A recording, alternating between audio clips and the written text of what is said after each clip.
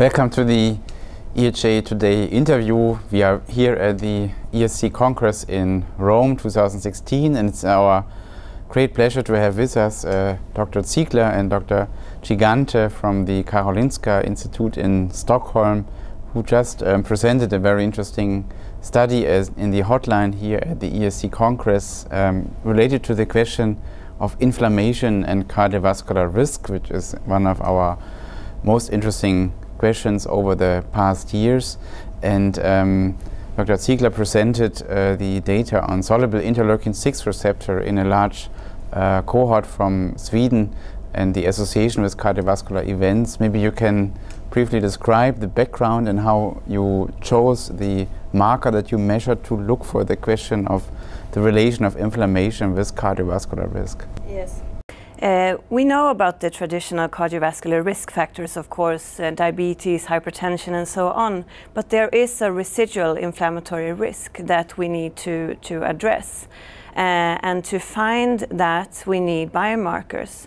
So for many years, CRP was the interesting biomarker, but there wasn't, one couldn't show a causality. So the next step was to move upstream, and there was IL-6.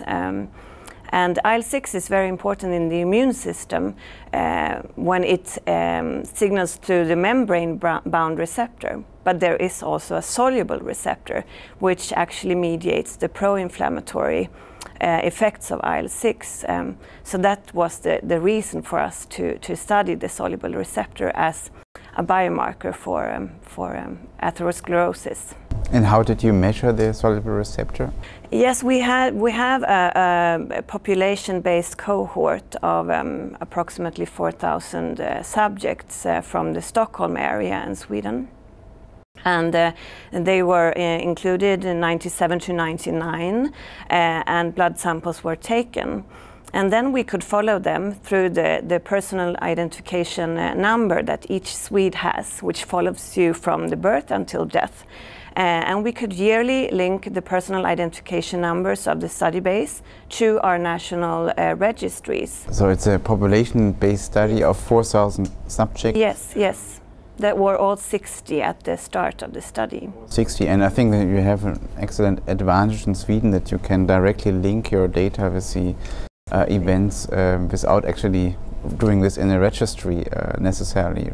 Exactly. So the subjects have only met us once, and then we have followed them through that life. And we have used two registries. One is hospital registries, so every patient who has been to a hospital and who has gotten angina or myocardial infarction, ischemic stroke, are in these registries because they are mandatory. And also we have used the National Cause of Death registry, and all deceased Swedes are in this register. So it's a fantastic opportunity. And how strong did you find the association between the soluble interleukin-6 receptor and cardiovascular outcome in this? There was definitely a strong association, and we could see that with increasing concentrations there was a greater risk. So definitely from the median upwards of the concentration there was an increased risk that was significant. Maybe I can ask Dr. Gigante, what is your take on the potential causality of the association between the soluble interleukin-6 receptor and cardiovascular events? Do you think that it's a bystander or is it more causal for the events? That's a very good question, and it's the actual question that we hope we can address with our studies, because we will move from the observational part to a more translational part where we will analyze the mechanism that regulate the synthesis and release, for instance, of the soluble IL-6 receptor. And one of the major candidates is the interleukin-1 beta.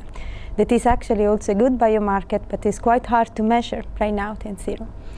And the main question of this study is to find novel biomarkers that can be targeted for treatment, maybe not in all patients that have that are at risk, but maybe also to identify a subset of patients or individuals that can benefit for such treatment can be very important in the years to come. Trial ongoing now on interleukin-1 beta antibody treatment in patient at high cardiovascular risk, and would you see an advantage of the soluble interleukin-6 receptor compared to targeting interleukin-1 beta? Yes, because it's a downstream mediator, so one cannot say before one has the data which is best. But there is a lot of attention on this pathway because surely regulates large part of the inflammation reaction that we see in the vessel wall. And so it's, regardless of the results, can be negative or positive, it's surely something that is worth to investigate right now. What can we learn from other diseases, like for example Crohn's disease, that obviously has also a strong inflammatory component, about the strategies to target the immune activation to prevent disease progression? This is also very relevant because inflammation is common in so many diseases, so it's difficult to know where you can get the most beneficial effect by inhibiting inflammation. But we also know that people with chronic inflammatory disease have a higher risk of cardiovascular event. So maybe it's exactly that group of a patient that can have advantages in having a non-inflammatory treatment also in the view of prevention of cardiovascular disease. And there are no guidelines for that group of patients that in primary prevention for cardiovascular disease. Have you looked in your cohort whether the patients who had increased soluble interleukin-6 had other inflammatory conditions, or whether this was independent of other rheumatic disease or inflammatory bowel diseases? This cohort was collected, and actually I have to mention that was Ulf de Fer who started this study in Stockholm. All the individuals, they answered a very large questionnaire, and also inflammatory disease were one of the questions. But then in that case, we have not looked at the registries for this kind of diagnosis, so they are mostly self-reported. So maybe one can know or not know of having a certain kind of disease. Dr. Ziegler, you mentioned interleukin-1 beta is difficult to measure. What are the challenges there, and why you think it's better to measure the soluble receptor for interleukin-6? Well, definitely because it's the soluble receptor that is the mediator of the pro-inflammatory effects of interleukin-6, and also because it is more stable than interleukin-6 itself. But I would say definitely because it is the problem. So we want to find out the levels, and are they associated, and it seems they are, to the cardiovascular events. And maybe you can get a feeling, like Bruna says, which of our patients really can benefit from a treatment. And then we have, which we didn't mention here, but we have the antagonist of the system, SGP-130, which could be the target of medical prevention. Did you compare your data also to CRP measurements? Actually, we don't. We haven't looked at that yet, but that could be definitely something we could do.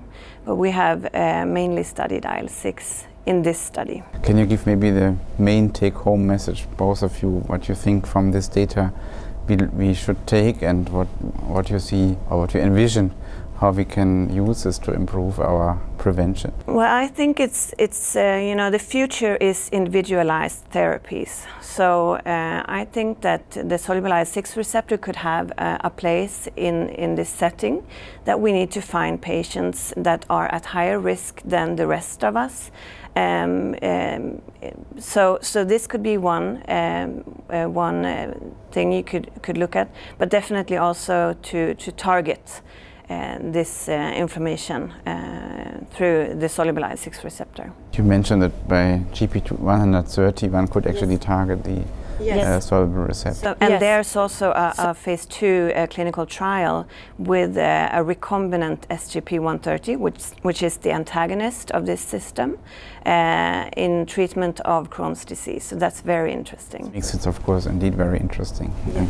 Maybe your take-home message for our viewers. Very few words. Yeah, the same line is that epidemiological studies are preclinical studies, so one cannot give a direct indication from observational studies to clinical practice, but one can use them to have more knowledge and to know more on mechanism, and then to move forward to more targeted therapy. And we have large resources in epidemiology, but we have also fantastic analytical platform that allowed these studies in a very precise and consistent way. So we should definitely proceed with that and move towards a more individualized treatment of cardiovascular disease. Thank you very much for both of you to coming to EHA today.